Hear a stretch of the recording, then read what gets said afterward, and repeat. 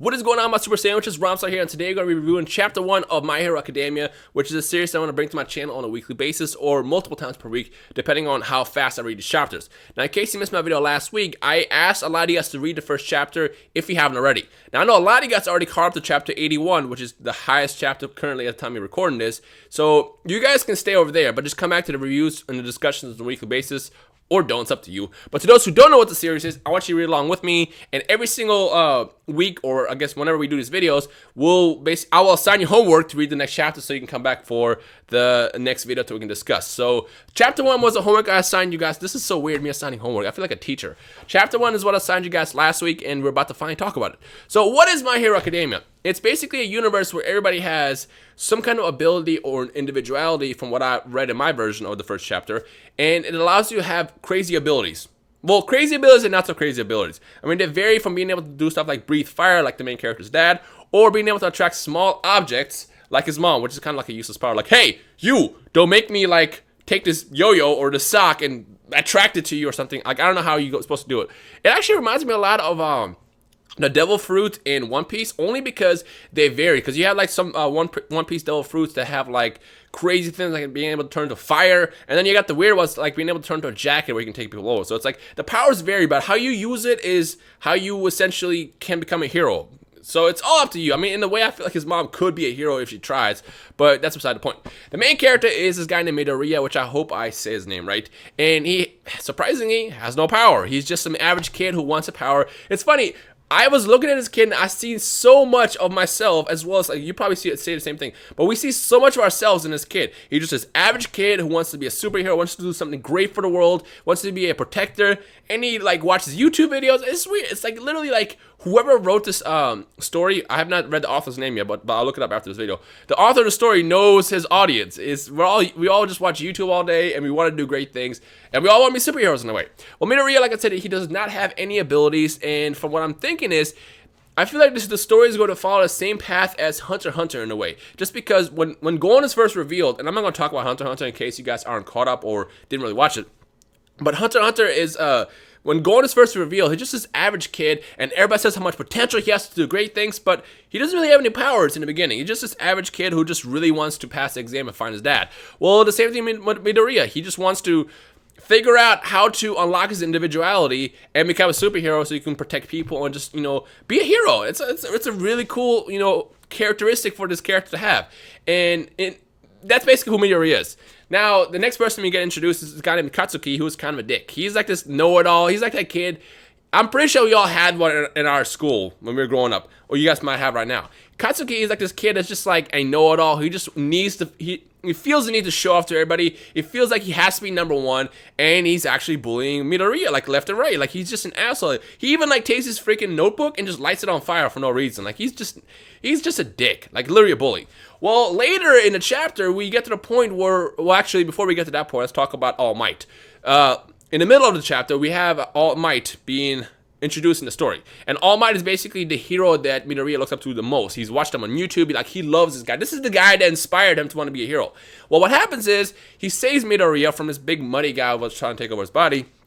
And in the process of it, when he like bounced away, like left, Midoriya caught up on him and just like followed him essentially because he wanted to be like, he just wanted to talk to him, I guess. Notice me, senpai, like he just basically was fanning out. He wanted an autograph and everything. Well, in the process of doing that, somehow, and this is kind of confused me, which I didn't really quite understand, and if you feel free to explain it better to me in the comment section below.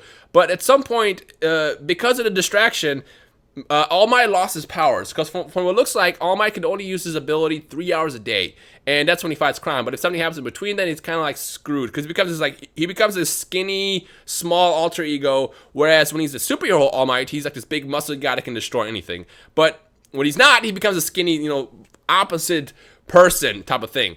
And right when that happened, what's his face? The muddy guy attacks Katsuki, which is the bully from the beginning. Well, as everybody hurries over to, to basically stop this, catastrophe from happening, All Might can't really help, and no hero else wants to step in. So what does Midoriya do? He jumps in to try to help the bully that was bullying him. Like, this shows you the character that he is, and like what I mean by potential. Like, without having any powers, he jumped in to save his bully. And of course, in the process of that happening, All Might notices, he gets inspired. I really don't understand the limitation of his power. If you guys can explain it to me, feel free to do so in the comment section below. But in the process of him seeing Midoriya, he like gets his power back and then saves both of them. And then, of course, we get the quick interaction of how Katsuki's pissed that he got help from Midoriya and stuff like that. Again, he's a dick. But ultimately, the first chapter introduces really how Midoriya is as a character. Like, it just shows off that he's this kid with no power, but he still is going to do what it takes to become a superhero. So what happens next? Actually, I don't remember this happens at the end of chapter 1. But this might be kind of a spoiler because, like I said, I read chapter 2. I'm actually on chapter 3 right now. What happens next is All Might actually ends up taking him in as a student, in a way.